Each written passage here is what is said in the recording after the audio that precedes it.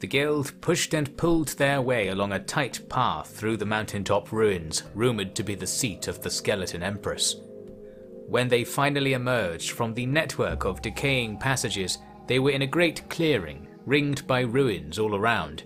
In the centre was what first appeared to be a crater, but the sides got steeper as it went down, culminating in a dark pit with no visible end. Around this were more doom eggs in varying states of repair, like the last fraying petals around a great flower. Perhaps the Second Empire saw it that way too. "That's a big ass hole," Rick commented. "Seems more like a putting stuff in hole than a stuff coming out hole, don't you think?" Nuke reasoned. "I think you're right," Izumi said. "Yeah. Wait, Izzy, did you even hear what I said? I thought you were meant to be monitoring the parasite." "Nuke, look up at the sky for a moment, would you?" "Yes, Doctor." "Wait, what the fuck is that?" "Things heard moments before disaster," Twitch snarked. But he did look up, along with the rest of the guild, and there really was something going on up there. High above the big hole was a bobbly disc with a hole of its own in the centre. It hung there motionless, doing nothing, and you might say this was just another inexplicable ruin from a bygone age. Only this one was a little unique. I don't... How is it? Isaiah was saying, spinning around. "There's no support. It's just there," Elena said. Like Arkran, it's attached to the sky, Els said. "And that, my friends, is the hungry machine that wants to eat us for dinner," Rick said. "The spaceship," Izumi said. "Yup. Seems they powered it up already. They're itching to go, huh? Big hole here takes the blasting when it rockets up, and boom, you're off to a world where people don't take what I just said any other way. Paradiso." Man, that's seriously cool. I mean, not saying I would have killed everyone to fuel that up, but some people, yeah, Nuke said. "Isn't it a little dangerous to have ventured to precisely the place where they wanted to kill us?" Wadston asked. "Nah, makes it more ironic when we kill them or something. Newman, is Cat Lady here?" "She's over there somewhere. Man, this ping's a real ride back to the old days. Man, oh skeleton," Rick said. "She hasn't killed us yet, then? Waiting for something?" Izumi asked. We bested her soldiers. She must be quivering in her chassis, hoping we just get bored and leave, Isaiah said. "Who knows? Let's just get camp and dinner going and see if we get killed, shall we?" Nuke said. "Way of the world, even now," Sandor muttered. It was nightfall, so they scoped out a hillside on the other side of the crater, where the lay of the ash would let them climb to a high point overlooking the ruins. To get there, they needed to get past some of the decomposing doom eggs. Mercifully, there were no angry skeletons to deal with inside, but there were still some surprises. "EM's haywire in here," Twitch noted. They were walking down a set of stairs to get across the floor of a disused workshop. "Ain't just a haywire, it's positively cosmic. You know, given our mass and given these vectors, we should... oh shit," Neil said. His expletive at the end came as his feet detached from the ground. A barrage of similar expletives echoed around the dark egg for a good minute, as all the members of the guild found the mysterious Stairway to Heaven effect was hitting them too. "This is real, right? Like science and stuff. I'm not like blazing myself upside down or whatever?" Nuke asked. "Pretty sure this is fucking real and I'm gonna be sick," Izumi said. "We've lost all our weight," a rapidly revolving Elena said. "Hear that, Charlie? You did it!" Isaiah cheered. Els was about to celebrate, but Izumi's promise of being sick came to fruition, and he happened to be dead center in that particular blast zone. The upside was the velocity imparted to her by the ejection sent her to the other side of the egg, where she crashed to the floor. Well, it's normal rules over here. Sorry, Stinky," she called. "Was the Second Empire always like this?" Nuke asked. "Nah, some of the First Empire was. It's the damn spaceship. Those things mess with the good old continuum," Rick said. "Nice. We should mess with this more. This is cool. Bet Einstein thought so too. Now come on, future girl or whatever your damn name is gonna throw a rope out to us non-stomach acid propelled saps? Soon everyone was reeled through the 0G egg and were working their way up the hill for the night. So, this manipulation of the continuum, that must be how it floats in the air, Elena reasoned.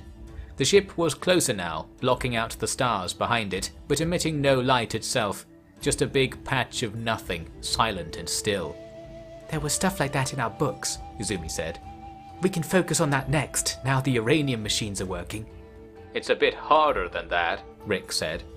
I mean, I don't know how they work, but I know you need some real special shit for it. I'd bet my last protein that this baby right here is the only ship you're ever gonna see. Then let's just get this saving the world over with, shall we? I want to take a closer look. Yeah, tomorrow. Gotta lie on the floor for a few hours first. Just the done thing, you know? The thing was done, and morning gave them all another look at the great floating disc. But indeed it was time to turn their eyes downwards.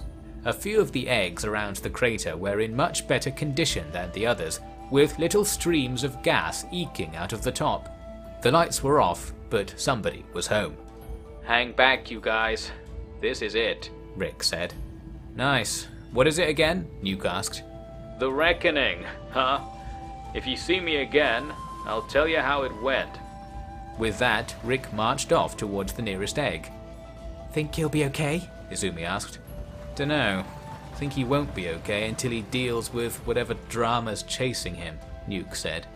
Let's warm up our sword arms, just in case, eh? Isaiah suggested.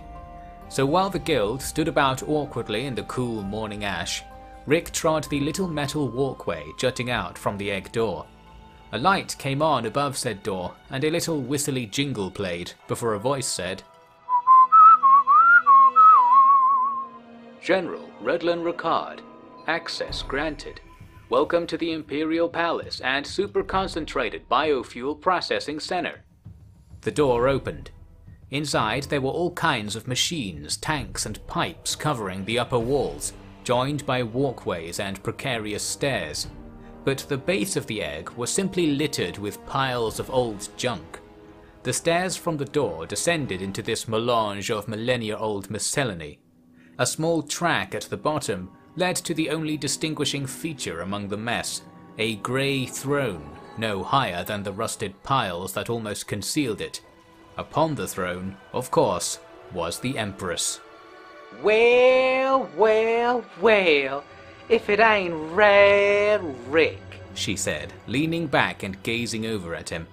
She wore a full suit of shit brownium armor, but her skeleton body underneath was entirely ordinary, if a little worn out. Her only distinguishing feature was her T-shaped faceplate, with loose wires running in and out of little pried gaps in the metalwork. Good morning, Waxy. Doing well, I see, Rick said, venturing through the detritus to get closer. Doing A-OK, sunshine. Though I must say, gives me a little dander to think about how long it took you to come back to me. Especially, well, I heard you were trying to fit in with the Sapiens, but this whole shebang takes the biscuit. Caddy, you'd be the same if you saw it all. That's why I wanted to see you again.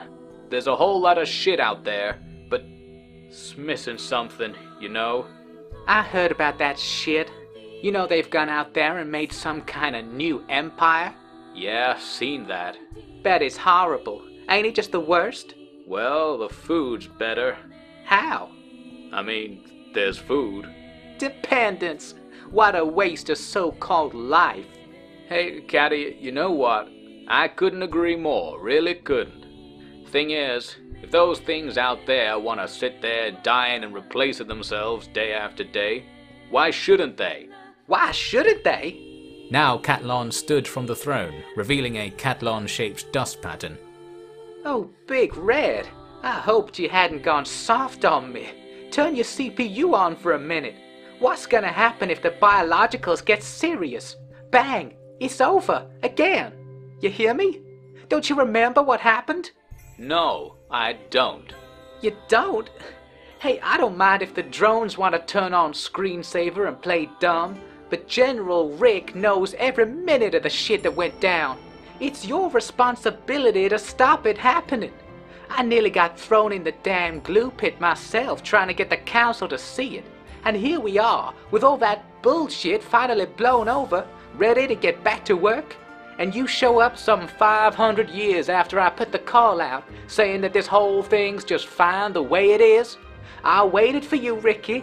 Switched on the whole time, 2,000 Lone Star years. I'm sorry. I completed my mission already. The shit ain't gonna happen again. We found another way. Dressing up like the traders and playing house with them, that it? Yep, got it in one, baby. Dunno if you realize, but the humans out there, thing is, they ain't got nothing to do with all the shit that went down. In fact, main two perps still at large, well, that'd be me and you right here. They still humans, you sweet cycling bug. They gonna do one of two things. They gonna enslave us, or they gonna make something else and enslave that. It's all gonna go the same way. You don't know that. We both know it. What happened to Red Rick, the Crusader, the Stick of the South, the leader of the Free Skeletons? Right here, honey, and sure as Stob's my king, Catalan is my queen. But you ain't Catalan anymore. That's right, I'm Empress Catalan, and the only one trying to fix this mess.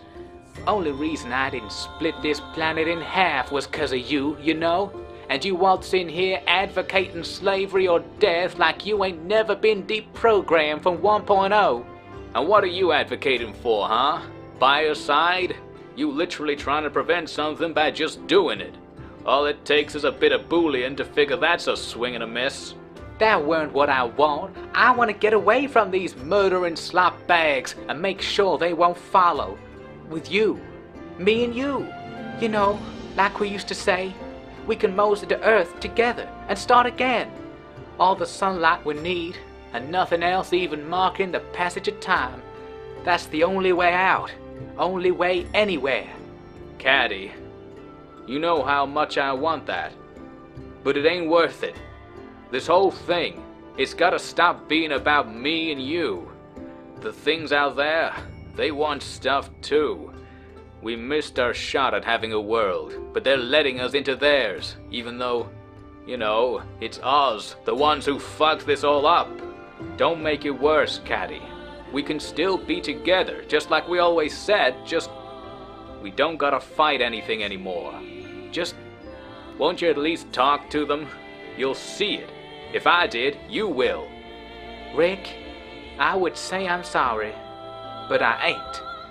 You're what I always said the Stobe lovers would be.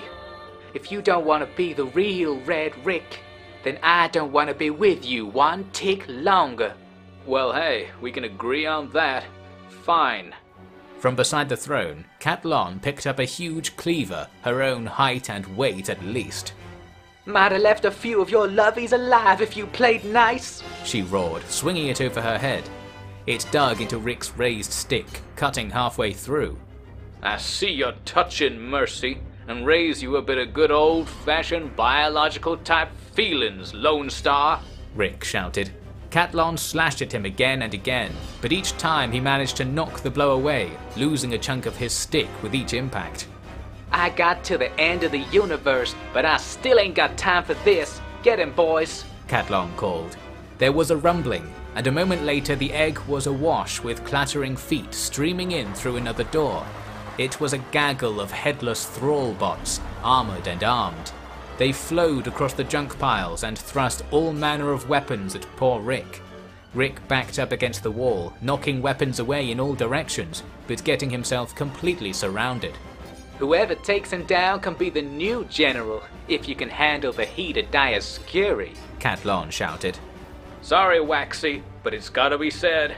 Seems like you haven't read the classics, Rick said.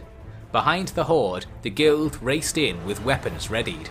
Wait till you see the whites of their shoulders, Nuke called. Actually, just beat 'em up fast. Time to show them the power of friendship. No, I ain't going out to no power friendship bullshit. Kill 'em all, or I'll leave y'all behind, Catalan ordered. The headless bots turned on the guild, and the whole egg was quickly a chaotic mess of fighting. That big open space where the head was meant to be turned out to be quite a weak spot, so while the guild were outnumbered 2 to 1, they soon evened the odds. The objectification of life is not allowed. Beep! Since you will not stop, we'll teach you a lesson by showing you what it is like to be dead. Beep! Beep said, swinging a long polearm that upended all the bots around her. Now I understand that us beating you into a pulp was precisely what you were worried about. But you know, if you hadn't been so mean about it all, we wouldn't have done it, Isaiah said. His First Empire novelty greatsword split everything it passed through into pieces, should Brownium armor or not. And the world would be fine if you weren't so callously hoarding all the ancient knowledge, Izumi said. You had so much to give us. We would have done anything to work alongside you. I don't get it. Are all these biologicals talking to me? Cat Lon said. She was in the middle of the brawl, her huge cleaver raised high.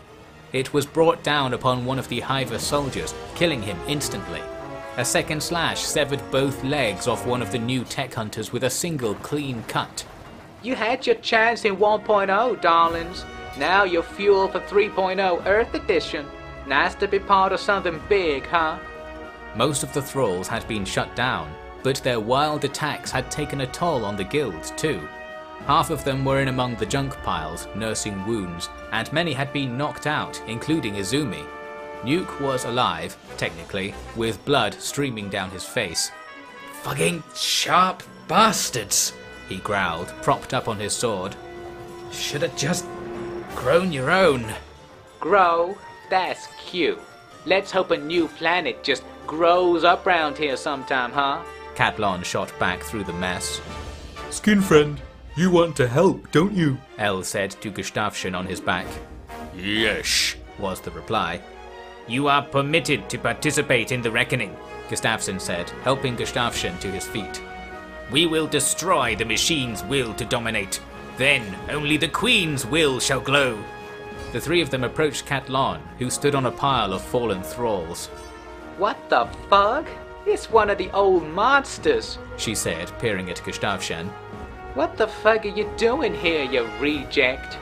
No, I am Gustafsson, the skin spider said. Well, they got you talking. My boys know how to do it alright. Hey, you know what happened out there? Apparently some juiced up cowpoke blew the whole thing up, took it all over. Master. Master? Huh, and subservience. About as good as a biological gets. Anything else to say, creature? We forgive you. Cute. Catlon's blade swung up into the skin spider's stomach, carrying it up and flinging it aside. Skin friend, you're the worst. I'll do that to you now. Els bawled, slashing with a fancy-looking halberd.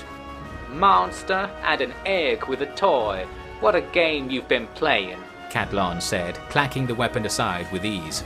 A couple of Shek had clambered over the junk to strike from behind, but their blades too were deftly turned aside.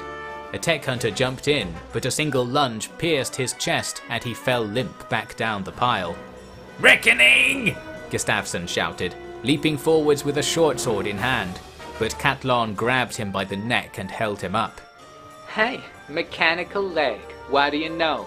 Even the bugs run a good thing when it comes along. Trouble is, now it's going, Catlon said. With a quick cut, she dismembered Gustafsson's remaining biological leg and tossed him away. He did not feel himself hit the ground, and when he dared to open his eyes, he saw why. He saw Beep, up close and personal. You will not be able to fly. Beep, please do not try, she said. My queen, I must go back. The reckoning, Gustafsson complained, squirming about. Calm it, Bad Green. It'll just be worse the second time, Nuke said. He was hanging off the side of Beep, unable to walk. She's a tough nut to crack. We need a better idea, Isaiah said. He was hanging off Beep's other side, in the same fashion as Nuke. The weakness is up there, Beep, Beep said, looking up. Got that right, Rick said. He was crawling along the floor, missing many pieces of his flesh mesh. That custom faceplate of hers. She always had to lie down to see the stars, you know. Gotta remind her. So, what does that actually mean, new man? Nuke said. It means I must be able to fly, Gustafsson said. You lack that attribute! Beep peril! Beep said. Wait, we can arrange it. Here, strap this on, Isaiah said. He buckled his First Empire chestplate across Gustafsson, as ill-fitting as it was. And this. Get it in deep and... Fug, Nuke said, handing Gustafsson his First Empire sword. Oh, how nice! What shall I give you, Beep? Beep asked. Velocity! Gustafsson called, gesturing upwards. As long as you don't die, I will help you fly, Beep! With a jolt of her beefy arms, Beep threw Gustafsson into the air. The velocity was spot on. Fug, Catlon said as her head got stuck tracking the flying hiver. Unable to look above her, she randomly thrust out with her blade. It ground along the surface of the First Empire chestplate, getting no deeper.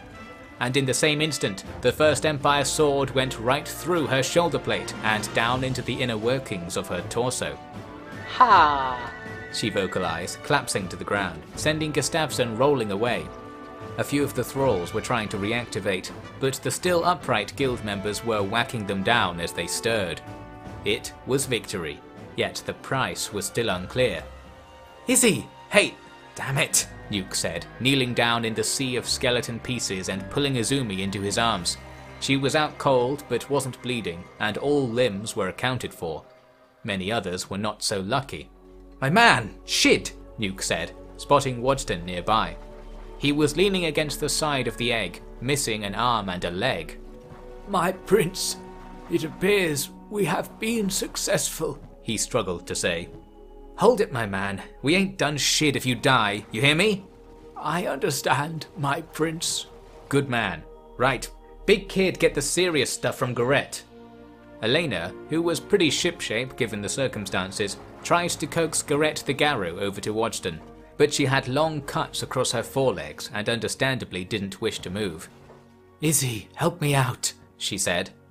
Of course, Ellie. Seeing that mad old tyrant fall has got me feeling better already, Isaiah said. Together they hauled Garrett over to Nuke and Wadston. Then Elena applied some potent first aid formula, some of the Second Empire brew Izumi kept around for emergencies. There was also a spare arm in the Garu bags, so Gustafsson crawled over to help graft it into place right away.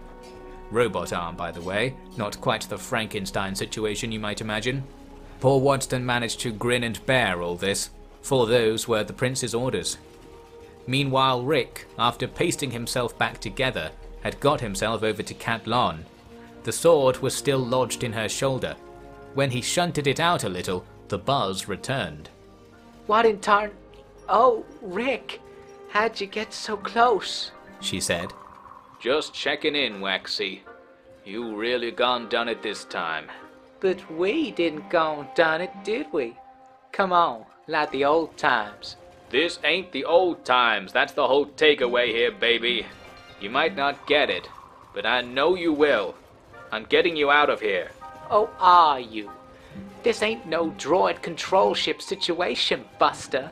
You think the rest of the Legion's gonna let you waltz out of here? Yep. See you on the other side. And with that, Rick pushed the sword back into place, and Catlon fell limp again. Prince, wouldn't be surprised if some more of them came to check in here. We better go make camp someplace else, you know. Rick called. Yeah. Everyone on your feet. If you don't have feet anymore, raise your hand. If you don't have a hand, well, there must be something you can do. Don't leave anything biological behind, alright? And, sorry, Izzy. Bet you'd like to study this biofuel shit, huh? Probably better it gets forgotten though, you know? Nuke had Izumi in his arms, still unconscious, and surely if she weren't there would be much kicking and screaming in favour of tearing Catlon's lab apart for science. But as it was, she was taken back to their hillside camp along with everyone else, including the 2 hivers and a tech hunter who had perished. Although once they were out, it still felt like they were missing something. Or it smelt like they were missing something. Fug, did we lose the egg? Where's Charlie? Nuke asked. Calling legendary hero, Bloody Elves! Time to go! Isaiah shouted. I can't get the skin friend out. Elle's voice echoed from the egg. Oh yeah, we're missing that guy too, Nuke noticed. Beep! I will recover the martyr, so that we can remember that instead of the other things. Beep beeped. Stowe would be proud of that. Go get him. Rick commented, with Catlon slumped over his shoulder. Back in the egg, Els was waist deep in one of the junk piles, which wasn't very deep at all as it happens, but let's not neg the egg. Gustavshan was a different story. Catlon's blow had taken his life in an instant, but what remained had crash-landed in the pile and buried itself under some collapsed debris. Perhaps you could say it was just another dead skin spider, but the reckoning was in precisely the opposite spirit. Robot tree, please help me get the skin friend, Els said. Maybe if we lift stuff together, we can do it. False. Beep! While using the power of teamwork could be effective, let's just use the power of my long robot arms. Beep! So powerful! Beep said. She started frantically casting stuff aside, throwing away metal and heaving away slabs of concrete. Wow, you're great at moving things, Els said.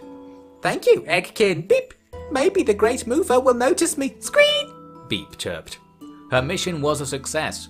She and Els re-emerged from the egg with Gustavshan in literal tow. Overall, the extraction from Catlon's palace had taken many hours, and it was now dark once again. There you go, we did it. Feel good, new man? Nuke asked. Can't tell yet, Rick said. You sure you want to take her along? We could throw her in the big hole. Can always do that later. But you know, I owe her a thing or two, and she can stop all this, same as she started it. You'll see. Maybe. Good enough for me, man. Alright, so we're probably gonna die if we stay here, right? Oh, definitely. Isaiah nodded, matter-of-factly. Great, so let's see if we can get out of here. Who wants to live to tell the tale? There was muted enthusiasm, but that was probably just the painkillers talking, or not talking as it were. Presuming that everyone at least had some desire to live, the guild set off before dawn to make the long trek back home. But no, despite what you might think, the ordeal was not over. There were limited routes out of the Ashlands, and the Skeleton Legion had been practicing for a lockdown for a good millennium. The guild's battle for the fate of biological life, in particular their own, was about to truly begin. It was dawn when the guild emerged from the creaking maze of ruins surrounding the spaceship. With Catlon neutralized, all they needed to do was stroll on home and celebrate their non-fuel status. But as the Empress herself had said, the Legion wasn't planning on letting that happen. Down the ash slope at the guild's feet was a neat line of iron spiders and a few gangs of skeleton legionaries. Gentlemen, gentlemen, no need for a parade on my account, Rick called to them. Now then, Mr. Record. How do you explain the distress beacon coming from your shoulder? A legionary asked. On Rick's shoulder, by the way, was none other than Catlon, powered down. You see this sword sticking out here? Poor Empress had a, accident trying to change a light bulb in the Hall of Perilously Suspended Swords. You know how it is. It wouldn't have anything to do with those unregistered fleshies behind you, would it? What? Oh my stove, where did they come from? Must be the Great Mover playing tricks. The Great Mover is a very serious man, far more so than myself, Mr. Ricard. Will you please step away from the Empress? Nope. Show's over, 8-bit. You're staying right here on this planet with all the biologicals. Like it or lump it. You've made a false dichotomy, Mr. Ricard. That'll be 3 centuries at Black Desert, if the judge likes the speck of your ping. Psst, Rick, should we kill them all? Isaiah hissed. Yep, pretty sure that's where this is going. Go wild. Oh, and for the record, my ping is one real polished packet. The record was amended accordingly, and then added to further with reports of a gang of unruly humans committing assault with intent to scientifically analyze. You'd usually only get community service for that, but this analysis was particularly thorough. Still, with so many legionaries and so many spiders, Isaiah's eagerness might have been misplaced. given how many guild members were sporting slings and crutches from the beatdown they'd received the day prior, things weren't looking good. Captain, shall we commit to using lethal force? A legionary asked a comrade. Better contact the Empress. One moment, the comrade said. 1 moment passed, then a few more, then it shook its head. What's this? No response. Just a recorded message. The message was broadcast forthwith. Hey, it's your girl, Waxy D.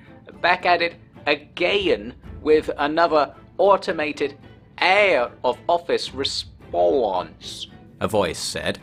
It sounded a little bit like Cat Lon, and a lot like someone else. Thing is, I decided that actually we're gonna do all the things that I said we weren't gonna do, because my, boyfriend, maybe, my guy thing, came back to me and had changed my mind about everything and stuff. Even though, man, his stick is, not even that good. And the only reason that human scientist, writer, girl, person was going on about it was because she was trying to make this other guy jealous. Nuke! Another quieter voice interjected. Oh yeah. So, yeah, don't do anything mean to the humans, and leave a message after the beep. Beep! Someone beeped, and the recording ended. Alright, I'm convinced. Pack it in, boys. Empress is back in her binary configuration, if you catch my drift, a bot called out. All the other skeletons lowered their weapons and trudged off, leading the iron spiders back out into the ash fog, with not so much as another glance at the guild. Fug, I knew I could do impressions, Nuke said, his pride shining through his heavily bandaged face. Incredible. Their ability to detect vocalizations must be subject to an enormous margin of error, Elena said. They only went away because they heard me beep, Beep insisted. Let's review the 3 explanations once we are away from here, Wadston said, and indeed they all marched on. They rounded an enormous tower with big arms, apparently some kind of docking point for Stobe's round table of old. It marked the edge of an ancient line of defense, so from here on the going was easier, and indeed any and all skeletons watching their progress kept to themselves. It was smooth sailing right off the ash and back to ever-reliable dirt. Home free, right? Not even a little bit. This is where things really got messy. You see, to leave the Ashlands homewards, they needed to skirt around New Man Mountain, as Nuke and Beep had done on their expedition. If they were lucky, this would be like a walk in the post-apocalyptic park. They were not lucky. Skin, skin, from scalp to shin, a voice echoed across the mountain's foothills. Flesh, flesh, for shoes, for vest, another added. Permadermers will be killed, permadermers will be peeled, they sang in chorus. Then squads of baton-wielding new men burst from nooks and crannies all about and converged on the guild. Sure enough, their skeletons were clad in roughly arranged human pieces, in dire need of some replacements. Shit, new man, can you get them to deactivate or whatever? Nuke asked. one sec. Caddy, Rick said, pulling the blade from Cat Lon again. Please stop doing that. Hey, where's the ash? She said. no time. Tell your weird skin suits to get out of here. Sorry, they broken like you. At least they made themselves useful, huh? Bet they'd like your little pasty getup. Let me watch this time, huh? Fuck you, Waxy. Yes, and please, Big Red. The sword switch was budged back to off, and by now the guild was battling the skin stealers in all directions. One of the many downsides of wearing partially decomposed skin was its poor tensile strength. With this, the guild were able to cut right down to the wires without too much trouble, and the fight seemed to be going their way. However, the wounded and limb-light guild members had been placed on the ground while the action was seen to. A few enterprising new men realized that kidnapping them would be like taking skin from a baby, an activity I'm sure they weren't above. That's not right. It is burning up there. Beep! Beep said, pointing up at the mountain. I feel it too, my queen. It is of the hive. It is, Gustafsson said, looking around briefly. Silvershade, One of your soldiers. They have taken him. Beep! Oh no! Property rights are violated. Beep! This outweighs the rights of the skeletons to become new drones. Beep! Reclaim the skin! Reclaim the skin! The hivers chanted, rushing off towards the mountain. Where are they going? Izumi said nearby, in the middle of ripping parts out of a fallen attacker. To reclaim the skin, I guess, Nuke shrugged. Sounds like these bogeymen found their mark. We must help, Isaiah called. He rallied the 1,000 guardians to charge up the mountain also. Alright, guess we'll see what all this bullshit is about after all. Let's go, and keep your skin close, Nuke said. Soon most of the guild were clambering up the rocky slopes into the lair of the new men. There was a ring of Second Empire workshops in a hollow crater near the top, surrounded by machines spitting out fire and black smoke. Wires ran all over the ground and up the walls, but you'd have to have an Izumi tier interest in engineering to notice that before the hordes of ragged, newish men, which also ran all over the ground. This way, Gustafsson called. It should be made clear here that Gustafsson was low on legs at the moment, and was actually just draped across the top of Beep's power armor. But his fingers pointed the way, and soon the guild were following the hivers into one of the buildings. It was packed with mechanical tools, tanning racks of sorts, and of course, hostile bots in the market for a new birthday suit. One of them swung a long bat at Izumi, which caught her right across the face. Fug! No, this skin is reserved. Reserves, damn it! Nuke shouted, grabbing the falling princess and quickly hoisting her onto his shoulder. Nuke, you can have my skin. I don't mind, Izumi mumbled. It was the most romantic thing said in that crater for a while, but that isn't saying much. Or anything, really. The guild battled their way up a ramp to the second floor, where Silvershade called out to them from the grip of a large machine. He was cuffed by the hands and feet in the midst of spinning blades and paddles, skin removers and collectors respectively. Shit. Nice efficiency, new mans, but this is worse than just using us for fuel, you know, Nuke said. I'm sure the new men took the criticism to heart, which was also where swords and spears were rapidly approaching. The room was secured, and Nuke quickly started working his ninja magic on the cuffs. Silvershade's armor and clothes had been shredded, and his skin was already collecting in a vat beneath him. Save our soldier now, or the memory of today will be spoiled! Beep! Beep insisted. Wouldn't want you to have a bad day, Squeaky. Alright, that's it, Nuke said. He pulled Silvershade forwards, and he was freed from the machine. Narcos, fucked up fantasies, this is nasty. Medical green'll help. I need a doctor, and I need ass!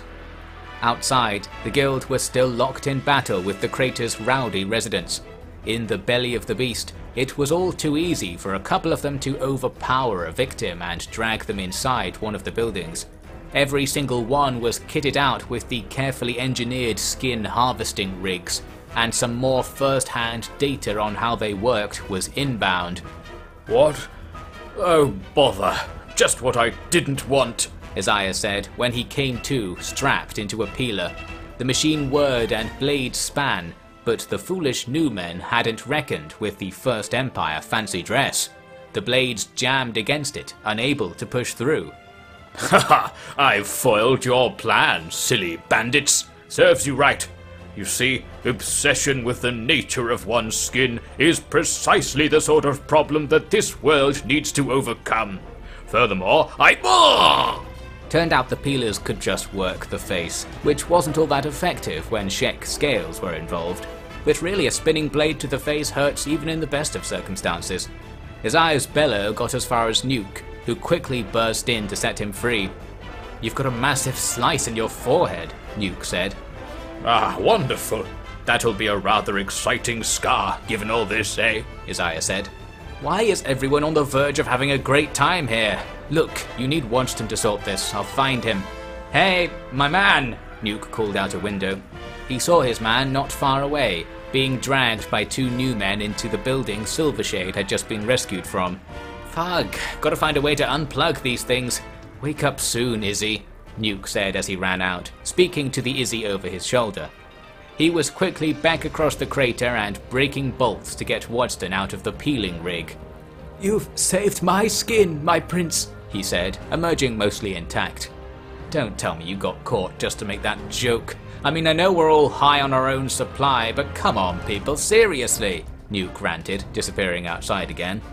It was about 9:30 and getting dark, but the guild were a long way from setting up camp. It was a constant battle to keep the new men at bay, and a single slip-up had you straight into the peelers with no questions asked or taken. While Nuke led efforts to smash the locks on all the machines for good, Rick wandered about and surveyed the scene.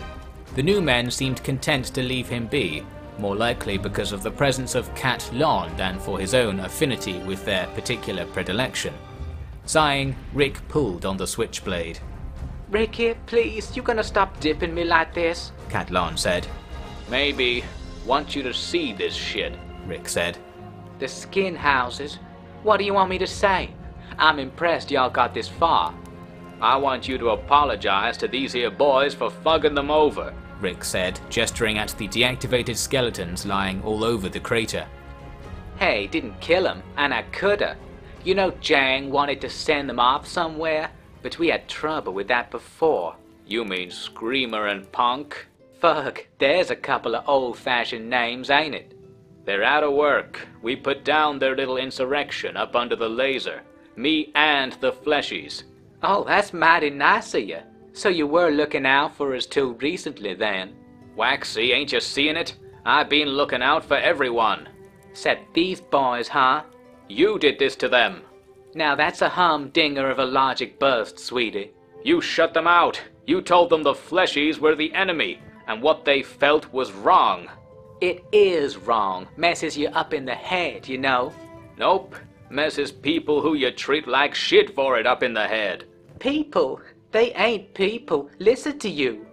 If they'd been listening to me, they'd still be alive. And Caddy, I know you like being a real piece of shit about all this. And I'll be honest, I'm into that in a big way. But thing is, I'm pretty sure you know how things could be working out if we played things different. And I'm telling you that the different world's pretty much already here. So maybe just drop the sass for 5 minutes and think about it. Ain't it true that we're getting more than we deserve right now? Especially you. Damn, especially you. I mean, remember that time you killed everyone? You going real strong, considering. Now there's a chance of getting it all back, going all the way to square zero. But the only way it's gonna be good for me and you is if me and you are pulling the paddles. It ain't pretty, but with you there, maybe that'll change. Going back, huh? Going back to how it was in 1.0? But better. 1.0, 2.0. 'Cause now the Fleshies know what it's like. And everyone can stop living in the past. It's gonna be all of us. No fighting, no slaving. Everyone rebuilt and reprogrammed. And that'll last forever, will it? Don't matter. It'll last as long as it lasts. Sucks, but the rest of these folk are used to that sort of world. Just how it is. Rick. You're getting real artistic about these critters, ain't you? Yeah. Art, now that lasts forever. Can relate. Gotta show you the classics, huh? And if it starts looking bad, can we kill everyone and shoot off to Earth then? No, 'cause that makes things worse than bad. I feel like you've almost got it, honey. Now if you'll excuse me, got some of your monsters to put down. Over the course of several hours, these so-called skin houses were shut down, along with their residents. Quite a few people had experienced at least a quick go in the peelers during this process, and the reviews were generally poor. Els enjoyed it, being too hard-boiled to be peeled. The razor blades only removed a layer of unknown gunk from his body, which then jammed the collection mechanism and busted the whole machine. Lack of hygiene pays off again. Around 3 in the morning, enough wires had been cut and motors clogged that the fire and smoke of the crater's industries had ceased. The entire population had been deactivated, one by one, leaving not a single skin stealer to hunt whoever had been donating their clothing of late. The extent to which skeleton kind were biociding the world was lower than it had been in a long time, which was nice. But really the guild were more preoccupied with the fact that basically all of them were missing blood, flesh, fingers, limbs, bone or consciousness. Luckily, with enough narcotics you could survive without many of those things for a while, and the good thing about Nuke was that he always had enough narcotics. Thus the hobbling blob of miraculously mobile matter made their way from the mountain and into the shelter of an old ruin by dawn, carrying with them also the deceased from the ASHLANDS campaign.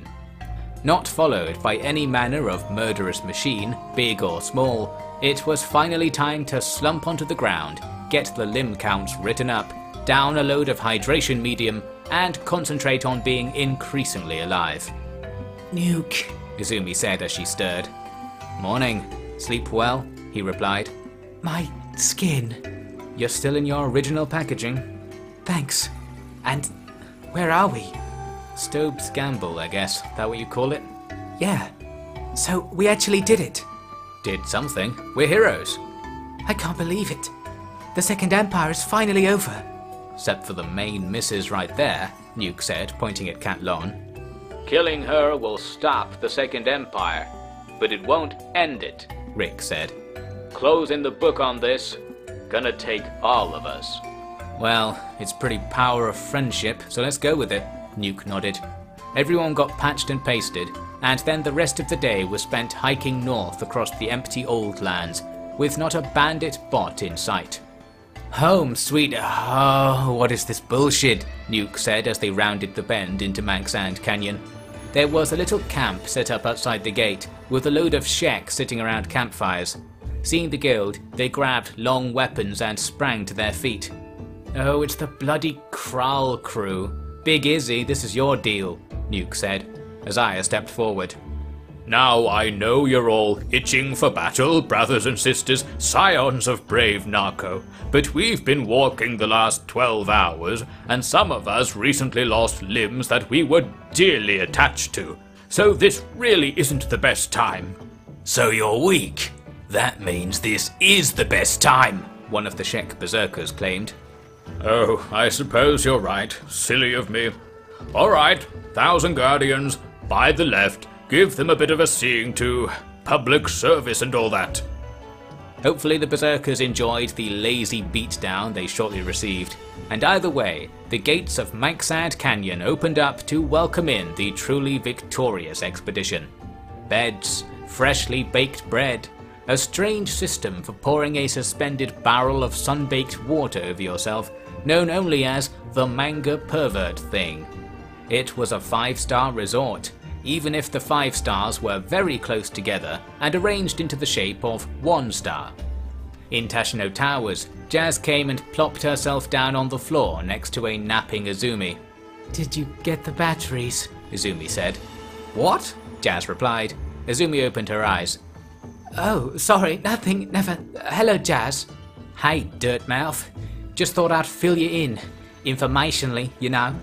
My favourite filling. What? Sorry. Lot of parasites in the ASHLANDS, eh? Sorry, it's just been a while. Stop telling me that shit. Since I slept. What an energetic young man he must be. Now I'm here to tell you about what's been going on. Nice. Was anything going on? Just your special man, Agent Hammer. He was asking us to help him collect up the waste coming out of the warming rock machine thing.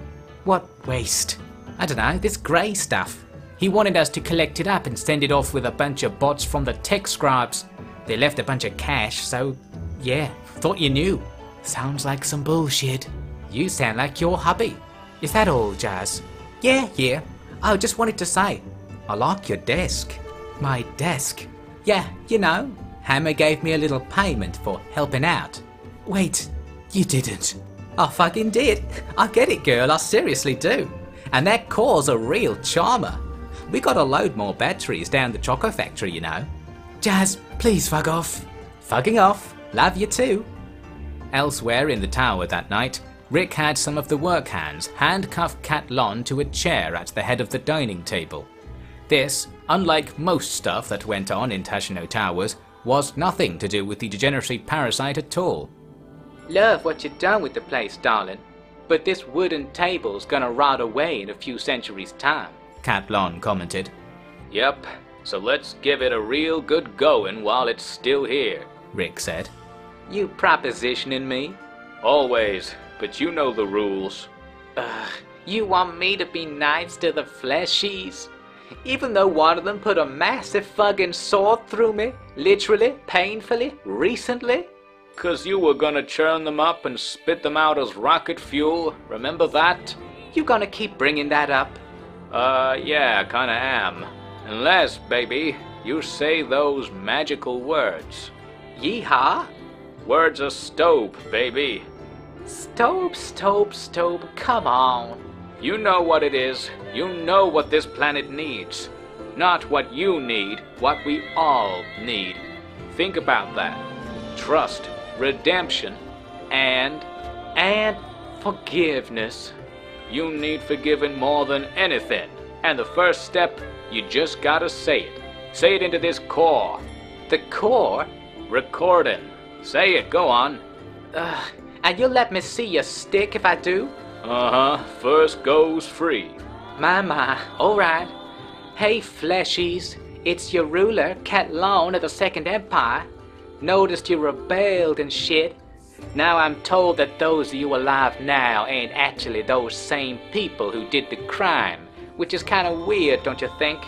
So technically, I don't have to suspect you'll do it again. And technically, if I ain't even part of the deal, it won't matter to me if you do. But I'm trusting y'all here. You need to learn from your mistakes. And skeletons, same deal, I guess. General Ricard says you all been remembering the thing and thinking about the thing and writing these unholy little comics about the thing, and if it's true that y'all got the future under control, then I guess you can have it. And as for me, all I gotta say is, I'm sorry. There. Guess Stobe was right. It's easy. And it does make things kind of feel. That's old shit coming to memory. Alright, world. Enjoy being alive, at least until I get bored of ya. Heard your art's something to see. Oh, and thanks to Big Stick Rick. 'Cause it ain't just a name. And this fine man, but new man guys, got a real passion for y'all. You must have been treating him good, know what I'm saying? But he's mine now, you hear? Don't you make me go back in the ash and press the big red button. I'll set the mover on you. Do they know what that is? Whatever. Enjoy dying soon, and if you're a skeleton, we'll talk, okay? Caddy Lone Star out. That's the stuff, Caddy. That's the stuff. Rick nodded. You gonna unchain me from this chair, then? Nope, Rick said, jumping up onto the table in front of her. Oh my, oh my. I hope Stobe's as forgiving as you say. And with this, the lights in the tower all suddenly turned off without explanation. Let's all just rest assured that whatever happened, the world was truly saved from the Second Empire menace that night. It was the final of many pressing threats to life the guild had squashed, and so at last the time they had bought and the strides they had taken could all bear fruit for the entire planet. That night, as Agent Hammer keenly activated the night vision camera in his desk, the new Golden Age began. But what was that about the mysterious collection of nuclear waste? Could it be that there was an epilogue of bullshit to attend to? Indeed, there was still someone out there with the power to destroy the whole world. Would the guild's great body of work be dashed at the last moment? Let's see. Good morning, human. Beep! Beep beeped at the foot of the royal bed. Beep, what are you doing? Izumi said, scrambling with the not especially concealing blankets. You wanted to see me. Beep, I can detect it. We can detect all of your feelings, Gustafsson said, revealing himself to be immediately beside the bed. This revelation launched Izumi from the bed in panic, taking the blankets with her. I can see your skin, Beep commented of a now very exposed Nuke. Not for sale, and by the way, you wouldn't mind fugging off, would you? Nuke asked, not bothering to move. No, Beep, the princess wants me. Alright, but that suit of yours is going to break the bed. I want your data, and I do also want you to fug off, Izumi reported from behind a screen. In order to access the data, we must all fuck off. Beep! Such synergy! Eventually, she explained what exactly she was getting at, and soon Nuke and Izumi were in the dining hall complaining about the affair to Isaiah. Ah, she wants an apology, he said. Yeah, don't really know if we can get all the skin spiders involved, but the Bugmaster, sure, Nuke said. Then this reckoning will be complete, and that's apparently going to let Squeaky start pulling up data. I see. Well, I don't see, but you know, I had a thought about that Bugmaster fellow also. Those warriors at the gates the other day. I really think the kingdom's going to go downhill if we don't have something to focus our energies on.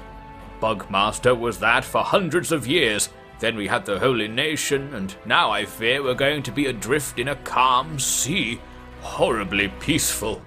We can't let the Bugmaster start killing again, if that's what you mean, Izumi said. Oh, I know, but there must be something. Apologizing contest? Nuke offered. Well, I like the contest part. Whatever the case, Izumi was rather beholden to Beep for the sake of her pending career as world's only scientist with access to the planet's historical record. But the apology Beep was looking for was from the perpetrator of all the sinister Hiver experiments, the overlady Cat Lon. She was currently tied up in a ball and strapped to Rick's back like a rucksack. That's perfect. She's itching to apologize to the fleshies, ain't ya? Rick said. Itching all over. Won't you relieve me, Sunshine? Cat Lon replied. That's her way of saying yes. I'll be ready to go in exactly 23 minutes. 23? Oh, Stope be praised. You hear that, Stope? We're doing this for you. And with that, the pair disappeared into a cupboard. It was a very busy morning in Teshno Towers, let me tell you. But eventually the guild was assembled to go pay the Sheikh a visit, feeling much more mobile now that certain missing limbs had been robotically substituted. During the stroll westwards, Izumi got a call on one of her bundle of AI cores. There you are, alive then? Enrico said. Hello, Enrico. Yes, good to hear from you as well, Izumi replied. Don't lie. Now listen. Rumor has it that you have made these silly skeletons in the ASHLANDS stand down. Is that right? Well, they didn't kill us, so maybe. Fascinating. And this spaceship, that is still there? You didn't damage it? No, it's inaccessible. Don't you dare research it, that's my find. And how did you even know there was a spaceship? And by the way, apparently your scribes came and fiddled with my uranium reactor. What are you up to? Well, I'm an honest actor, so I will explain. Oh no, you're going into a tunnel, it's breaking up. Tunnel? What? This signal is blocked. I mean... I thought the signal was entangled, independent of... Don't pretend you understand quantum entanglement. It is magic to you, magic. You are in a tunnel, and that is the final word. Goodbye. With that, the lights on the core switched off. He's up to something. Nuke, we have to stop him. He's going to claim all the easy data. Why was I unconscious half the time we were out there? Izumi ranted. Don't worry, we've got the skeleton ruler right here, Nuke said.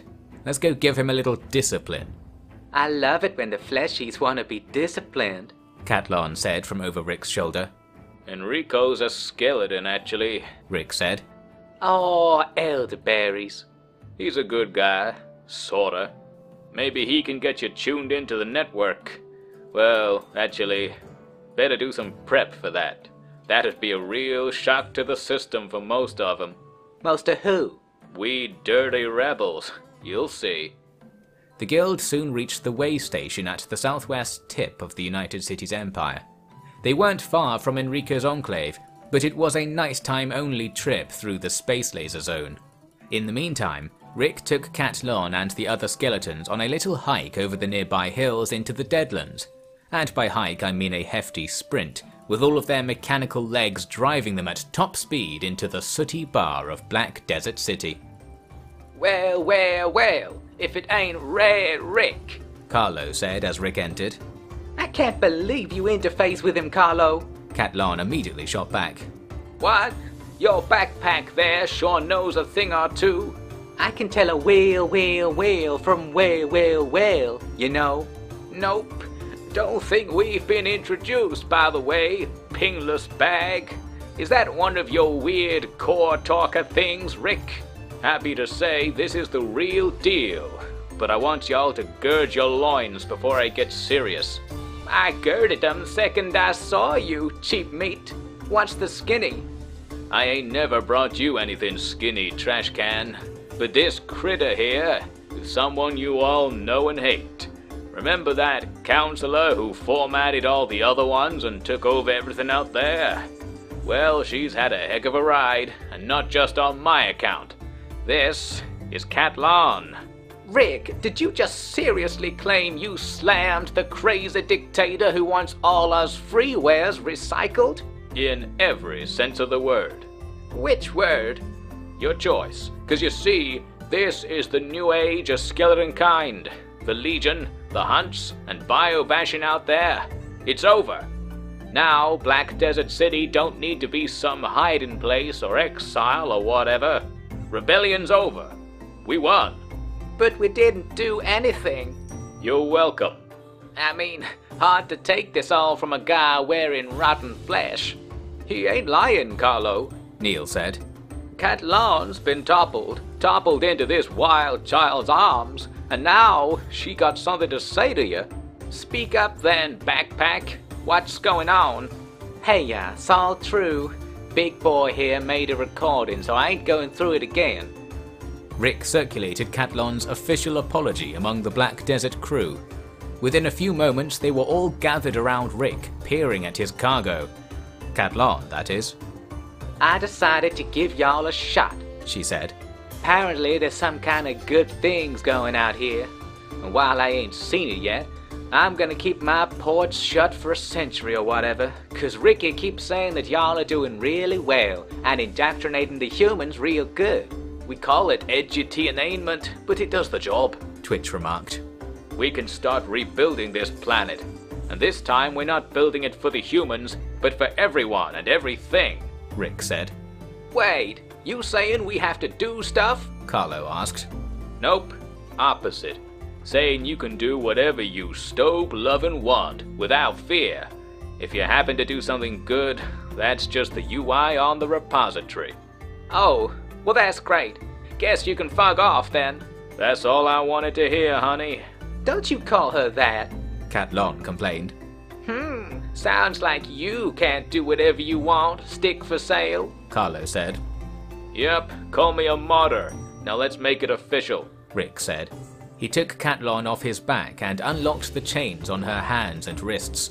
The Emperor stood among the exiled rabble, and nothing happened, which was a dream several thousand years in the making, even if there was no fanfare whatsoever. Enough trust was placed in some combination of Rick and Waxy that both walked out of Black Desert City in one piece. Specifically, they walked south to link up with the guild at the Tech Scribe enclave. Having dashed through the night, the guild were waiting there by morning. They had been greeted by the techies' constant upselling of the latest and greatest developments in robot limbs. At last an arm with a fold-out grill, or a leg with a built-in inflatable camping chair. No point mastering ancient knowledge if you aren't going to use it, eh? Somewhere amid all this, Azumi flagged down Enrico at the breakfast bar. "What are you up to? Why are you leaving me out?" she demanded to know. Leaving you out? My, dear Gremlin, you are at the very center of all this, Enrico said. The epicenter, you could say? Ground zero, yes. Why are you talking like that? The accent is hard-coded, don't you start. I meant, you're covering something up. This isn't a nude bar. Stop making witty retorts and answer me. Ah yes, the human question. Okay. You see, your good friend and internal examiner Agent Hammer has been helping me with a research project, but the truth is that nothing came of it. A first for Hammer's projects. Because we were unable to find any new information, we decided that we had best not waste the time of our wonderful head of research, Mrs. Azumi Stick-It-To-Me Tashino. You have far better things to be thinking about than our failures. You have a world to impress with your writings on how to grow partially edible grass seeds in a dank basement. That's all there is to it. And you're telling the truth? I have told the truth. And Hammer, is he telling the truth? Izumi said to one of her cores. Sorry, darling, I wasn't listening. I was lost in your eyes and thinking about how they would light up as they watched the cleansing fire of television. Ah yes, let's invent television. If you think those picture books are degenerate, just wait until you see this. Whatever, Izumi finally conceded. It was just what the scheming pair wanted to hear. All of the tech scribes had their lips sealed when it came to this matter of nuclear waste disposal, and Izumi began to believe this was all some obscure prank by Jazz. Little did she know, a crate of inconspicuous grey balls had been carried out of the enclave just hours before the guild arrived. But we shall return to that, I'm sure. In the meantime, they set off to continue their journey to the Bugmaster. From the enclave, the fastest route to the Shek Kingdom was right through the misty jungles of the Great Swamp. It was a land as hostile as ever, packed with pools of pointy predators, but there was something a little more civilized about it this time around. In some cases, little markers had been stuck into the mank to highlight some non-quick mud routes, and there was even a signpost at one point. Such infrastructure had deaths down a good 2 or 3%, and while that wasn't much, things that reduced deaths were rare in this world, and were even rarer in the Great Swamp. Soon they came to Shark City, the capital of Stank. There Nuke dropped in to see his contact among the criminal cartels / local government, Big Grim. You, she seethed as Nuke entered her rickety iron hall. What the blazes do you think you're doing? Bringing good news. Drugs are legal now, Nuke announced. That's bad news, you moron, Grim shot back, her nearby goons nodding in agreement. We put a lot of work into this enterprise, far from prying eyes. If drugs are legal, any old piece of shit can grow this junk in their sodding latrines. Ah, so you got your recipe from the hivers. But don't worry guys, I'm not here to put you out of work. I'm here to give you all a promotion. And who do you think you are, talking down to us like that? Grim demanded, getting up in Nuke's grill. I am Prince Nuke Tashino, Lord of Mank, and my empire needs drugs like never before, and not just drugs. Rumor has it that with the right combination of seeds, soil, and sweet nothings, you can get things to grow that make you less hungry when you eat them. Less hungry? That's the opposite of green. So imagine the experience if you had an absolute shit ton of both, feeling human, feeling full, and best of all, it's all legal. What exactly do you want, Blue Blood? Grim said, now backing out of Nuke's grill. I will officially cancel the bounties on all of you. All you gotta do is put your skills to work getting these weird-ass swamps to grow something other than apex predators and intriguing skin conditions. You want us to join your empire? That doesn't matter so much. Just don't get pissed off if the customers coming down here are a bunch of uptight squares, and in return, you won't have to worry about getting locked uptight in squares. Checkmate? Uno, Grim nodded. What did this mean? Well, it meant a different flavor of nothing to each who heard it, but in some roundabout way, the hidden # realm would slowly open its doors to narcs and dregs alike. It wasn't quite the breadbasket of the world, and the bread they did have was strangely chemically addictive, but the seeds of civilization had been planted in the swamp's wet, inviting mank. The humidity did wonders for the degeneracy parasite too, and what is civilization without its driving force? The guild left the poxish embrace of Shark early the next morning. The Shek Kingdom was just a few hours' walk through the less deadly part of the swamp, and that very same day they were lugging themselves up the mesa on which the fortress city of Admag was sprawled. Isaiah, welcome, Istata said as they entered the royal barracks. But where is Elena? She was quick to add. Oh, she's somewhere in the throngs. I wouldn't know, being scarcely friends with her, Isaiah blurted out. My queen, please ignore your son's ramblings, Elena said from immediately beside him, performing a mechanical bow. I would never forsake the kingdom by turning down a chance for audience with you. Honor to you then, Istata said, disheartened. The guild filed on in, and Bobby, of Bobby and Claw fame, came and secretly whispered something into the Queen's ear. An ultimate combo move. By Narco's graces, I'm going to be a grandmother. She beamed, her horns standing on end so noticeably that the forbidden secret of the Shek was almost revealed to the other species. All the usual disgusting trappings of royal accommodation were provided, and the guild recounted their battles in the ASHLANDS to great applause. The Shek were never overly concerned with the threat of the Second Empire, and had no qualms about Cat Lon herself sitting at their tables, but there was one resident of the barrack for whom that was not the case. Leaning against the inside of his cage, the Bugmaster witnessed something that surely must have seemed like a mirage, his arch-enemy walking up right in front of him.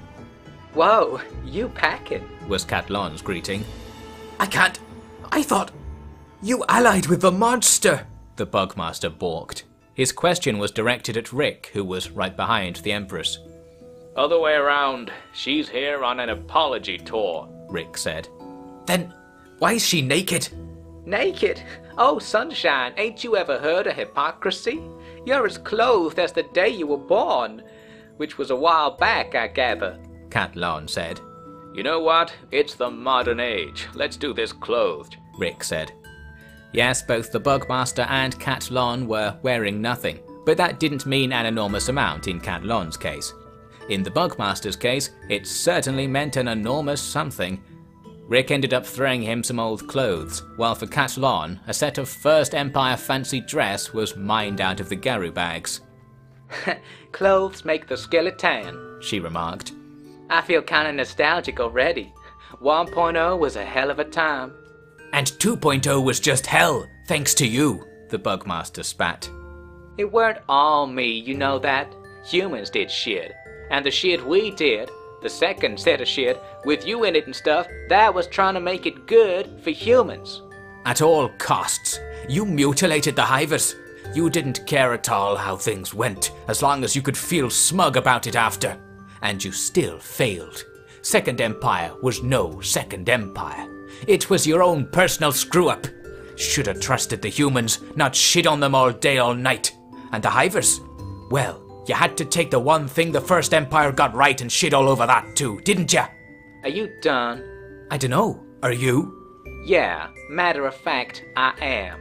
We're gonna plow on with all this shit you biologicals got going on out here. Apparently there's a chance of it not blowing up everything. I dunno, but one of these stick men put a fucking hole through me and iced my boys, so we're trying this now. As for you, Muscles, I know exactly what went on in those experiments. Don't change why we did it, or what we wanted, but what we did, I guess that was mighty bad. Can't really relate to that kinda pain or whatever, but... She looked over at Rick. Guess someday I might. We can't go back. Apologizing hardly makes it better. Yeah, that's what I said. But all those bozos downstairs say it's an important part of something called an arc. I don't know. I won't do it again. And I wouldn't do it again if I got sent back. How about that? You can never make it up to me, Bot. But maybe you can make it up to everyone else, the world. Give us all a reason not to kill you. I know. We're on top of that topic, let me tell you. Second Empire's out of here. Just gonna be the whatever empire now.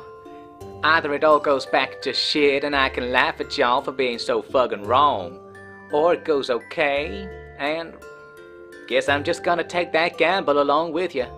Great. Tell me how it goes. In the meantime, leave me be. That's not so much to ask. Alright, Bugs Hamster, it's decided. You're coming with us, Nuke announced as he leapt up from the nearby stairs. Isaiah and Astato followed close behind. No, leave me out of this. You are my prisoner. I can release you if I so wish, Astato said. You see, Master, things haven't been the same without you, Isaiah said. What's that meant to mean? The Bugmaster replied. You were the most worthy opponent the Shek Kingdom has ever enjoyed. The Holy Nation and the Second Empire. Well, we trounced them without breaking a sweat. But you had us on our toes for centuries. You see, everyone's rather bored now. So I thought we might come up with a little something to spur some adventure. The war's over. I won't fight you. You needn't. According to the ancient classics, it's bad to be at war all the time anyway. Really ages your skin. So, we're going to do this in a more cunning fashion. Have you ever heard of the famous war training exercise known as hide and seek? Izar explained the new national project of the Shek Kingdom to hide the Bugmaster somewhere in the world and hold a grand contest of adventurers to go find him. The Bugmaster got to serve his prison sentence in a variety of exciting locations, and if he escaped, then that would only make the seeking all the juicier. To enact this plan, the Bugmaster was filed out of the city with the guild. Hide him well, Istata called as she waved them goodbye. brother. I'm going to capture the Bugmaster first, Isaiah's sister Seto claimed. I bet you are, little sprite. It's a wonderful experience. May it be a rite of passage, Isaiah called back. I'll return to hear all about it once our embassy to the humans is complete. The guild set off again, this time heading to the Imperial capital to enjoy their next victory party, and to tuck the Bugmaster away someplace nice and distant. Their route took them north, through the almost not holy at all anymore nation. There, the grassy valley of Okran's Pride was alive with activity. Okranites and flotsam folk alike were turning over the yellowish earth and digging channels from the river to flank their fields. And if there was any trouble, the Shek 100 Guardians were patrolling about. There was indeed trouble, with Holy Nation holdouts and bandits coming down to reap what the farmers sowed. With the farmers hardly looking up from their work when this happened, clearly the Guardians were living up to their name. Man, guild's out the window, isn't it? Nuke realized as they strode through the fragrant fields. How so, my prince? Wadston asked. These guys are going to grow all the bread, all the chocolate, all the drugs. The secrets of Mank are out there now. Isn't that going to blow up our money-making scheme? I fear so. However, our loss is their gain, and manyfold. Furthermore, you might consider a tax. A tax? Wait, that's like government stuff.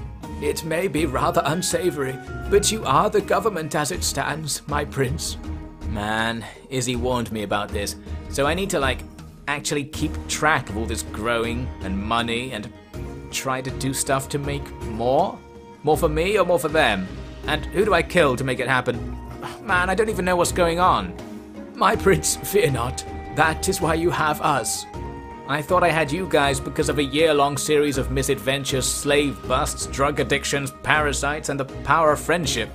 That too, but your father asked me to guide you into becoming a better Prince of the Empire. Wait, so you're saying you orchestrated this whole thing so that I would learn about the world and gain the experience I need to rule? No, that's not... You sly old skimmer, my man. I had no idea. Well, it didn't work because I don't know shit, actually. But you know, good effort. And in the end, the real treasure was the drugs we grew along the way. You are right, my prince. With that revelation invented, processed, and forgotten, they left the Yellow-Fingered Valley, passed through the ruined fort at Okran's Shield, and entered the Great Desert. With a refreshing lack of slave hunters looking for stock, it was just the skimmers to deal with. And of course, the secret to taming them was by now well known across the Empire. Alas, soon the people would be growing their own, so Nuke's sacred chocolate monopoly was coming to an end. And in fact, the real treasure was the drugs you helped everyone else grow along the way. Once they reached the capital, this moral of the tale became starkly clear as the Imperial throne room itself. Nuke, my special boy, you've done it! Emperor Tengu cheered as Nuke entered, with not so much as a gas mask or goggles required. The room had been totally cleared up, save for patches of green mold still staining the walls. The throne, after which the room was named, was visible again. What happened? You've turned back into a human, Nuke marveled. Yeah. Ever since I quit the makes you feel human legal cuboids, I've been feeling more human than ever. Dad, are you saying you quit green? What? No. Just stopped taking your stuff and been growing me own like you said to. Dunno what you put in those cuboids, but it's bloody lethal. I nearly went crazy, God's been telling me. Yeah, nearly. Close call. I'll, see if we can get some government regulation to improve health standards in the industry. What the fuck did you just say? Dunno. My man was saying something about it. I think Izzy knows what it means. Oh yeah, I know who that is. My super cool and smart girlfriend. 3-dimensional too. Nuke fetched Izumi, and Tengu seemed to at least partially remember her. Dinner was served, and she went over how it was prudent to officiate and inspect suppliers of narcotics to the general population in order to control the spread of mule brain moss, a most debilitating condition. That sounds like words and all. You're a good influence on him, my girl, Tengu said. I didn't need that old man Wadston out there, did I? The pair of you are more than enough for this empire, I'll tell you that much. Thank you, but Prince Nuke is in charge, of course, Izumi said. Oh, don't give me that rubbish. Right, where do I sign? I'm making you an official princess, all big and proper like. A princess? For real? My, you hear that, everyone? The Empire's getting its perfect pair. First the style and now the substance, Isaiah called out. I hereby declare that these two are the real deal, alright? Tengu announced. That was probably as official as it got, so the deed was done. What deed, precisely? Sorry about that, Nuke, Izumi said. I didn't mean to get in on your stuff like that. No, please do, I'm totally confused. Can't imagine what I'd actually do if I had to rule without knowing you. Like all that stuff about giving people food so they get strong and make more food? That's thinking outside of the box, you know? Just the knowledge of the ancients, really. I'm glad to help. And I'm glad I can call myself princess. Man, you were already doing that, admit it. Fine, I was. But you know, now it's official. So that means... yeah, I get it. It means that thing, which we both understand fully. Nuke, I think your dad just married us. After smoothly coughing out a load of skimmerburger, Nuke casually resumed the conversation. Is that how that works? Guess it works however you want it to work. Your empire. Ah, right. Well then, that's how I want it to work. Nuke, you're free to disagree, princess. Although if you do disagree, then technically you aren't the princess, so you can't disagree. But that would mean you are the princess, so... Izumi rudely interrupted him with a kiss, which by virtue of being bad table manners, drew everyone else's attention. Mummy and Daddy got married! I heard it! Els claimed. How did you... Oh, you mean the humans? Elena said, shrinking away immediately. Is that true, my prince? Wadston asked. Yeah, pretty sure it is. But again, I'm open to advice, because I'm such a good prince, Nuke nodded. True romance. There was a round of applause and general cheering, indicative of a good time being had. Such dry analysis was all Kat Lon could take from the scene. She was sat with Rick beside the wall, looking on. It's bad when I'm the ruler, but you don't mind these weird fleshies grabbing a hold of power, she said. With humans, nothing's forever, Rick said. And remember, these aren't the humans you knew. I'm telling you, there's a big difference between battery farmed and free range, especially with sapiens. Try to lighten up, huh? And hey, maybe it ain't you under the veil this time, but at least these freaks still use the currency named after you. My money, my time, their world, huh? It's everyone's world, me and you included. Right. And when am I gonna be under the veil, huh? Don't you dare, Waxy. I ain't got room for that drama. Just teasing. I ain't a complete bust, you know. Sure, you're really good to me, honey. As long as you behave yourself. And there it is. As the pair tiffed away by the wall, everyone else consumed assorted things in a very biological sort of way, and a nice time was had. The Empire had a grown-up prince, a brand new princess, and a whole lot of hope for a bright future. To the power of friendship, Isaiah toasted. To the power of teamwork, Rick added. To the power of paste, Gustafsson concluded. Who wouldn't drink to that? Princess Izumi, have you ever heard of the labor theory of value? Elena asked Izumi at one point. No, please, Elena. I just want to be princess for a bit. I did save the world, she replied. It seemed Izumi was indeed aware of further improvements to this rickety attempt at government, but she was happy enough to hit snooze on that for now. There was one project though she was eager to attend to right away. After the Bugmaster was promoted to captain of the Grow Lab and stowed away in the palace attic, Izumi cornered Beep to conclude their bargain. It's time, Queen Beep. The past is settled. I have all these cores, surely enough space. Please let me have all the data you've got, somehow. You want me to access the Great Archives, Beep? Beep said. Since you have all been very nice to me, I think I will, Beep. First, I will need to delete the feelings data from the previous eras, since now we do not need to worry about what happened. Beep, beep, beep. Okay, is that done? No, Beep. Feeling separation is commencing. Please be patient, Beep. Izumi patiently waited all day, barely paying attention during Nuke's official burning down of the old slave market ceremony. She finally caught up to Beep being gawked at by local children in the street. Queen Beep, Your Majesty, I am ready to receive the data now. How about you? She asked. Beep! Feeling separation is 0.0000031% complete. Beep! Please be patient. Beep! So the instant technological renaissance Izumi was gunning to attach her name to was going to be more of a gradual trickle.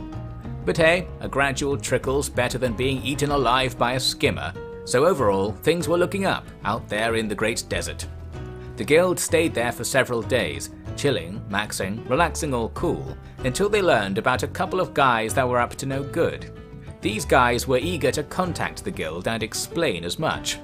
Oh, Izumi! Enrico's voice echoed around a palace bedroom. Man, we gotta find a way to stop getting woken up by freaks, Nuke murmured as Izumi slumped out of bed and picked up an AI core. What do you want? It's sleeping time for the humans, she said. No time to sleep. The preparations are almost complete. I think you will want to see this, Enrico claimed. See what? See the end. End? Of anything in particular? Yes. You see, when I said that there were no safety concerns at all with this nuclear fission business, I lied. I thought your programming prevented you lying or something, huh? This was also a lie. My genius runs deeper than you can imagine, feral cell bag. Now you will see that the real treasure was not the uranium, but the plutonium explosives it creates along the way. Enrico, tell me what you're going to do. I am going to create an extremely large explosion and solve a very long-standing problem. You're talking about nukes? Enrico, what have you done? I have done it, and you didn't even notice. Fools! Now the power of the atom is mine once again. Please come to the enclave. Let's say goodbye together, eh? Fug, nuke. I think they're gonna nuke everything, Izumi said, throwing the core aside. Can relate. That's the thing that sets everything on fire, right? Nuke said. That's just the start of it. They could make the whole planet uninhabitable. To us, anyway. I can't believe it. Were they working with Cat Lon this whole time? Dunno, but sounds like they're gonna do the whole villain showing off for us thing. So we can still stop them. We better. Shit, we better. I nearly got a happy ending, damn it. The guild was quickly assembled, and there were obviously a few questions for a certain skeleton mastermind. Hey, I weren't gonna nuke ya. I just wanted your precious bodily fluids, was Cat Lon's defense. You wouldn't happen to be lying to us right now, eh? And don't lie in your answer to that question, Isaiah demanded. Don't you know, I ain't even connected to their weird network. Rebels are shut out. Enrico's been doing his thing, I've been doing mine. If he wanted to blow y'all to smithereens, that's your problem. He's in your jurisdiction. Then you don't have a problem stopping them. Hey, nuking everything would ruin my plan even if I went through with it. Let's go whip their behinds. No, that's just what they want. We should stop the nukes instead, Nuke concluded. And so the guild rushed off at top speed. By the end of the day they had made it across the Empire and were on the northern edge of Venge. The late evening sun still shone, and there was no time to wait, so they rushed into the laser fields with fingers crossed. Turns out, the space laser barely factored in your finger positions at all when deciding to blast a searing column of light in your direction. Shit. and other such remarks abounded as a great pillar suddenly slammed down before the guild, then swept towards them. Shiny First Empire armors reflected it a little, but they still received burns aplenty. There simply wasn't enough paste left to power on, so the guild slowed to a crawl as they winced through the pain. So, basically, being nuked is just like that, but it doesn't stop and it's much worse, Izumi explained to the uninitiated. Sounded like a bad thing, so all were eager to reach the enclave and save the world yet again. It took all night to cross Venge, but there was no room for exhaustion. Surely the Tech Scribes were in league with their scheming overseer and would fight to keep the guild from ruining the plan. Not really. In fact, the few guys wandering about by the gate just nodded at the guild as they burst in. "Hey, what do you think you're doing?" Nuke shouted. "Trying to hollow out the grapefruit so that I could—" "Never mind," was the reply. "Enrico's gonna destroy the world." "Yeah, probably. But I gotta do this thing. He's in the bar as usual." Dashing over to the bar, Enrico was indeed sitting around with a load of other patrons.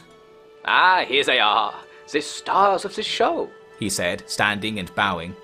"Enrico, you piece of shit! Why are you doing this?" Izumi demanded. "Gremlin, anger doesn't suit you, princess. You see, I am doing all of you a rather large favor." "We want to live, actually." "Ah, but it will come to an end sooner or later. Looks like this silly space laser gave you a bit of a frying on the way over." "Forget it, you French bastard! Prepare to die!" Nuke shouted. "French? Why do you keep—" "Look, human ruler, I am going to show you my true power, whether you like it or not. It is too late. The launch has already started. About 20 seconds ago." "What? Launch?" "It is too late. You have no choice but to kneel before my genius and praise the great illumination." "Shit! We were too late," Izumi whispered. "No, right on time. Go to the tower, you will see it all. Might need sun goggles, but what's a few blasted veterans?" "Fug. Fug! You better not be joking, you piece of shit!" Nuke said, jumping back outside. There was a large tower by the enclave entrance, which the guild hurried up. "What's going on, my prince?" Watston asked as they huffed up the stairs. "Weird robot says the world's about to explode. Might as well get a view, huh?" "Oh, in that case, my prince, allow me to say, it has been a privilege to serve you." "And you did it real good, my man. I wouldn't be alive to die now if it wasn't for you. So nice one." "I must say, I didn't think we would all go out like this," Isaiah said with a shake of his head. "Easy, don't worry. We can hold our heads high," Elena said. "If we must die, then let's die together. The ultimate combo move." "Oh, Ellie. Oh, I didn't think dying would make me this emotional." "Dying's the way of the world. Go watch it if you want," Sandor said, slumping down on the stairs.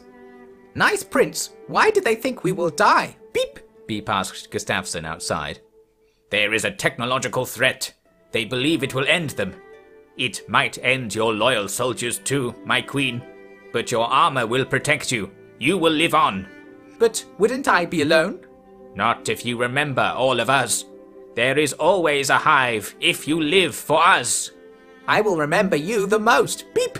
You made everything more alive, so even if you die, you are still an extremely good prince." "My queen, I am not worthy." "Beep! No one is worthy, but you are closest. Well done. Beep!" On top of the tower there was a magnificent view. The enclave already sat atop a hill, so from the tower one could see the laser plains to the east, the lakes and First Empire ruins of the Bonefields to the south, the spotted deserts and distant miasma of the swamps to the west, and the blackened clouds and flashing thunder of the Deadlands to the north. "Don't see anything," Nuke said, looking around. "I mean, I know the world already ended, but surely it's going to look even worse than this if it happens again." "There," Izumi said, pointing to the southern sky. There was a gleaming, shooting light gradually fading away. Agnew commented. "Yeah, I get it. Oh well, let's play along," Twitch said. "It went up in the sky, like the one that took me up," El said. "Charlie, don't ruin the moment," Nuke said. "This moment's beyond bloody salvage," Pia said, moping on the final stair. So, are you all ready? Enrico said, appearing from said stairs. Enrico, no point even killing you, is there? Izumi said. That would be very ungrateful of you. Alright, let's see how they're doing. Do you have the target? Hai, ikimashou. A voice said from a core in Enrico's arms. Hey, that's Punk. Rick said. Punk, you old weeb, don't you do it. Enrico's a real Baka gaijin, you hear me? Iie, Rick daisho. Ai shitteru. Not this again, Punk. Damn it. Too late, man, Nuke said. Above them there was a flash of white light across the whole sky. Hands were held, tears emerged, expletives were bellowed. But then there was a tiny explosion, like a little orange blob in the distant sky. What's that? Is that death? Looks shit, Nuke said. Did you hit the target? Enrico said. Hai, mission completo. Ponk replied. Suddenly the explosion exploded some more and seemed to fragment into a handful of gradually intensifying lights.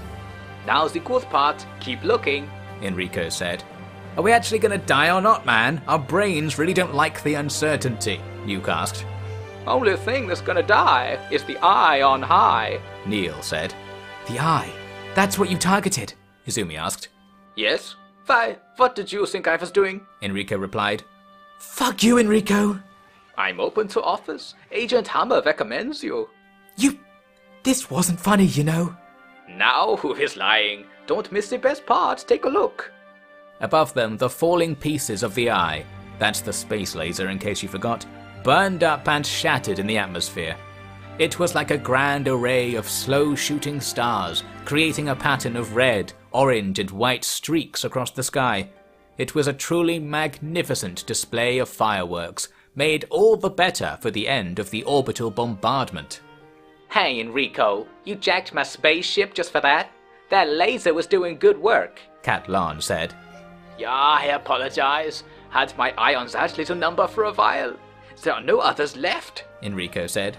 And where'd you find all the fleshies to fuel it up, huh? Ah, that is simple, my esteemed Empress. I grew my own. These biological narcotics have superb properties when refined. I would say it's not exactly rocket science, but you must understand the circumstances hardly allow the expression. But I still think you are dumb for not discovering it. Enrico, why didn't you just tell us you were doing all this? Izumi asked. Because you were busy. You know this isn't all about you. Why not? Why not? My, this is the ego we have learned about. I'm sorry, but this way the laser is put out of action sooner and lives are saved. Plus, without that thing concentrating sunlight on us, I believe we shall see a lot of this so-called uninhabitable zone become much more friendly to your greasy ilk. I know you like to save the world, but sometimes you just have to let me do it. Okay. Thanks, Enrico. That sounds great. Ah, it does, doesn't it? I am great. The history books cannot miss this most important fact. Just to confirm, we're not going to die, Izar asked. Not at precisely this moment. Lovely. Alright everyone, looks like we're going to live, so let's get a seat at the bar before everyone piles back in there, Izar called to the rest of the guild. The idea caught on and everyone rushed off for a drink. Everyone but Nuke and Izumi, who stood on the edge of the roof, watching the last specks of light fade from the sky. It really was a happy ending, Izumi said. That skeleton's a punk, but sounds like he's helping. I'll enjoy not being lasered, that's for sure, Nuke said. Maybe we really can all work together. Maybe we can all trust each other, right? Yeah, I think everyone wants this shit put behind us. So, even if we aren't in charge of everything, people are probably gonna make this work. We can seriously chill, it's all gonna work out just fine. Thanks, Nuke. Welcome. I mean, thanks for everything. I never thought life would turn out like this. Thought I'd be dead by now, I guess. Nice. Well, against that backdrop, I guess whatever we've done seems pretty good. More than pretty good, okay? We've still got so much work to do, but I can't wait. Things are great, and they're only gonna get better. You said it. Weird, though. All I wanted was an adventure. Got a fuckload more than that, huh? The adventure doesn't have to be over. I mean like for non-bedroom stuff. No, there's more. Izumi pointed up at Okran with a grin. You really want to go there? Of course. What's it got? Well, there's ice. Ice? What's that? What? You know when it gets really cold? No? Oh yeah, I guess... Never mind, it's like a layer of stuff. And what's under it? Everything. The old world. Like in the classics. Seriously? Probably. Hot springs and high schools as far as the eye can see. Yeah. The promised land. I promise you it isn't, but the scientific value is... Are you thinking about cat girls? I'm looking at them right now, up there. Right, that's the spirit. Maybe. We'll go to the one place not corrupted by the degeneracy parasite. Space! And then Azumi dragged Nuke to the bar as well before he got too carried away. All across the world, there was a lot of work to do to sort the planet out. But with all the guild had done, and with a little of what Enrico, Hammer and co had done, the way was clear. Soon the technology of the First Empire would creep back into reality, and the whole story of their rise and fall was laid bare. With the flaws of the past finally known to all, stopping it happening again would be a whole load easier. The great powers of the era were now in the hands of Prince Gustavsson and Queen Beep, Prince Azire and maybe Princess Elena, Empress Cat Lon and General Red Rick, and of course Prince and Princess Tashino. They were going to drag the world into a new era, and while they were admittedly dragging things in slightly different directions, really stuff could only get better. Nuke's runaway from home adventure had seen its ups and downs, and I'm not just talking about the drugs. After one old Earth year of antics, everyone could be very grateful that his epic quest had rocked the world. At last though, he returned home, with both the friends and drugs he had made along the way, and settled down to make sure the new era was chock full of the good stuff. For a while anyway. 3 years later. There it is, Nuke said. What is? Isaiah asked. Nothing. I cannot see it, Gustafsson said. Yeah, guess that's the point. It's like potential. You can almost smell it. You wanna know what I can smell? Els asked. Nope, I want to get you aired out as soon as possible. Not much air to work with, Izumi said. Time to see if these masks actually work. The expedition team assembled at the spaceship's elevator. Told ya we'd end up here one way or another, Rick said to Catlon. Yeah, except we were supposed to be alone. She replied. Trust me, it's better this way. You're lucky I do trust you, 'cause that sounds like a crock. At least there ain't enough oxygen for the reproducers. Not for long, Elena said. She was pushing a trolley with a big grey capsule on it. Yeah, that's gonna work, Catlon scoffed. Alright everyone, get the breathing masks on, Nuke said. Most were carrying canisters with clear plastic masks sticking out. One notable exception was Wadston. It's all about to pay off for you, my man, Nuke said to him. I suppose so, my prince, he replied, his voice buzzing from a hidden speaker. You're the first real reverse new man in space, Rick said. Yet I wish I could keep my old parts. Then tell him not to break. Prince wants you alive, so you just gotta lump it. I shall do that. You and Rags Andy here gotta keep him safe, right? Blade's not much use here, Sandor said.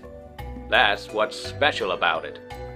The elevator clattered downwards, and the team were placed into the midst of a great, featureless ice field. It was the sarcophagus of the Earth clans, created by technology originally intended to end the sister planet. Now it was just the floor. It's cold, Els noted. This was more notable than you'd imagine, given where they came from. Set up the tents, Izumi ordered. Her tech hunters began assembling canopies and pavilions around the edge of the spaceship, keeping out of the chilly shade the vessel cast. More trolleys packed with canisters were wheeled into these tents, along with all kinds of other mechanical parts and bundles of scaffolding. Wonder if there's anything out there, Nuke said, looking at the empty horizon. Need Beep to go look. Shame it's birthing season. Do not shudder at the Queen's duty. To spawn additional drones is her duty to the hive, Gustafsson said. And it is easy. I will put spawn onto the lawn. Beep. Their communicators buzzed. Nice, keep it up. We'll make space for you up here, Squeaky, Nuke said. Please hurry. Spawning is fun. Beep. I want to spawn more. Sorry, Earth's gone into a tunnel. Nuke turned off his communicator, and the others followed his lead swiftly. Once we establish sufficient plant life, we can restore the composition of the atmosphere, Izumi explained. Nice. Anything grow in the ice? No. When I said we, I didn't really mean us right now. Ah, so perhaps there is time for us all to adventure again, Isaiah said. Except there's nothing here, so, Nuke said. Yes, well, could always play some wacky backgammon. As long as we keep the Bugmaster in the ship, those crafty buggers back up there won't find him so quickly. They looked up at the planet hanging above them. It was mostly water and very small compared to Earth, but the yellow smudge they called home was clear to see. It was a view not witnessed for thousands of years, and a view that back on said home, plenty of others were witnessing at that very moment through the cameras the tech hunters were setting up. Hey everyone, Nuke said into one such camera.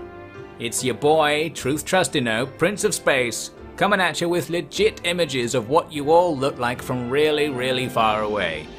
You can't breathe here, and it's kinda shit to be honest. But still, bet you didn't think you'd live to see this happen, huh? Oh, by the way, this extraterrestrial broadcast is brought to you by the United Industrial Fleshless Rocketry Program and Agent Hammer's creepy peepee cameras in association with the TCM Plus to the Power of Plus Guild, which is for sale by the way and in massive debt, so enjoy. And also, yo, look at yourselves. We're gonna see if we can get some of you up here sometime. The mangas say we're from this planet originally, so it's probably better and stuff. Right, now I'll hand you off to this egg who'll explain all the smells to you.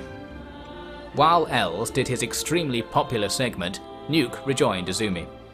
How long does it take to melt the ice? He asked. Oh, only 3, maybe 4 human lifetimes, she replied.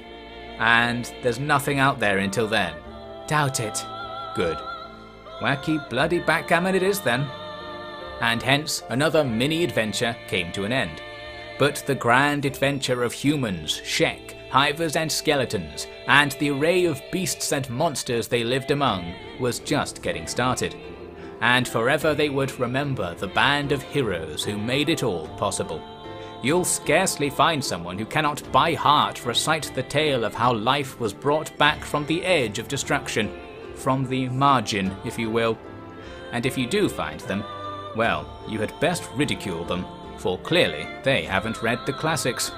And now they can never say that of you. The end.